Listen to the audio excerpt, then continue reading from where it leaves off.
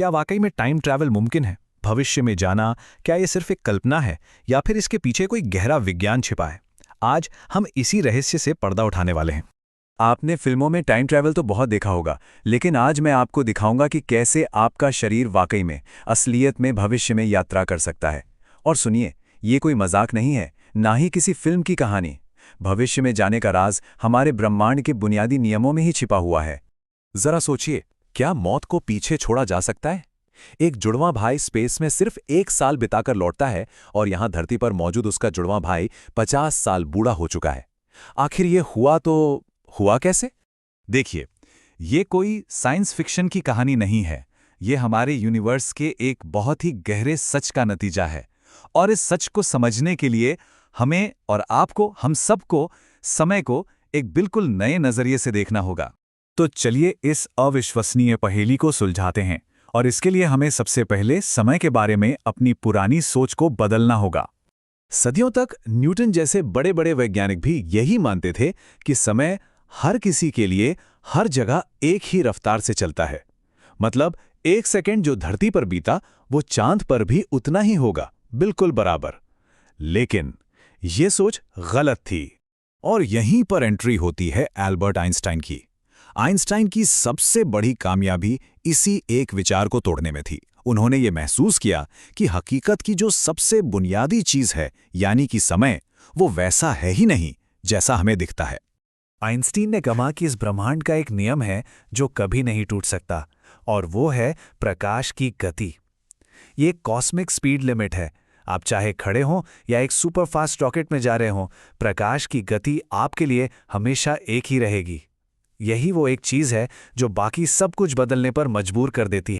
तो यहीं से सारा रहस्य खुलना शुरू होता है। अगर स्पीड लिमिट नहीं टूट सकती तो किसी और चीज को तो झुकना ही पड़ेगा, अपनी रफ्तार बदलनी पड़ेगी।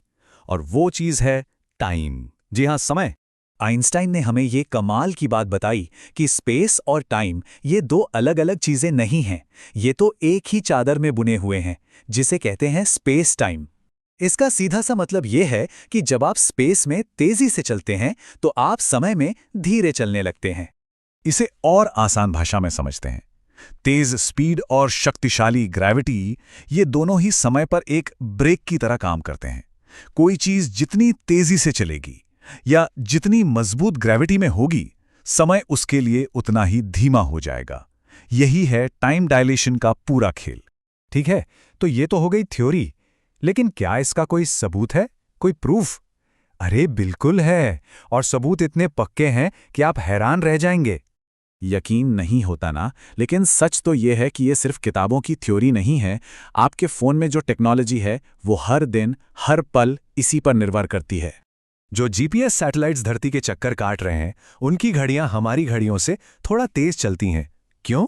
क्योंकि वो तेज स्पीड और कम ग्रेविटी में है। अगर आइंस्टीन की थ्योरी के हिसाब से उनकी घड़ियों को रोज एडजस्ट ना किया जाए तो आपका जीपीएस कुछ ही घंटों में आपको मीलों दूर का गलत रास्ता बताने लगेगा।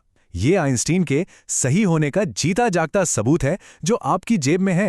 लेकिन असली टेस्ट तो इंसानों पे ही हो सकता था, है ना? तो सुनिए, इस कमाल के विचार को कागज से निकालकर असल जिंदगी में असली जुड़वा इंसानों पर परखा गया है। नासा ने एक बहुत ही अनोखा प्रयोग किया। उन्होंने एक एस्ट्रोनॉट स्कॉट केली को लगभग 1 साल के लिए इंटरनेशनल स्पेस स्टेशन पर भेजा, जबकि उनके जुड़वा भाई मार्क केली यहीं धरती पर रहे। ये विज्ञान के इतिहास का एक बहुत बड़ा पल था। और जो नतीजे आए वो सच में हैरान करने वाले थे। स्पेस में स्कॉट के शरीर के अंदर ऐसे बायोलॉजिकल बदलाव हुए जो उम्र बढ़ने से जुड़े हैं। उसके टीलोमेयर, जो उम्र का एक मार्कर होते हैं, स्पेस में लंबे हो गए। हालांकि धरती पर लौटते ही वो फिर से छोटे होने लगे। यह साबित करता है कि स्पेस की यात्रा आपके शरीर को बिल्कुल अंदरूनी स्तर पर बदल देती है। लेकिन इन सब वैज्ञानिक सबूतों और थ्योरीज से परे इस हकीकत का एक बहुत गहरा और एक इंसानी पहलू भी है। एक कीमत है जो चुकानी पड़ती है। एक बार आइंस्टीन के खिलाफ 100 लेखक नाम की एक किताब छपी थी। जानते हैं आइंस्टीन ने क्या कहा?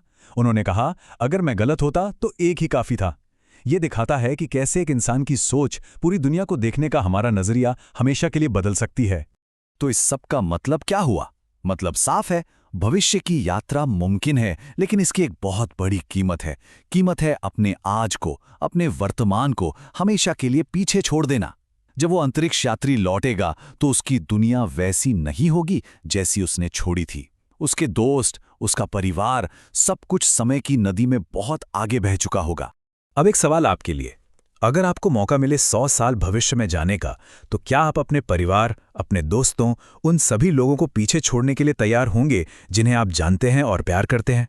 इस सवाल का जवाब विज्ञान नहीं दे सकता, इसका जवाब सिर्फ आप दे सकते हैं। सोचिएगा जरूर। Enjoyed the logic? Subscribe for more epic explanations. Comment what we should explain next.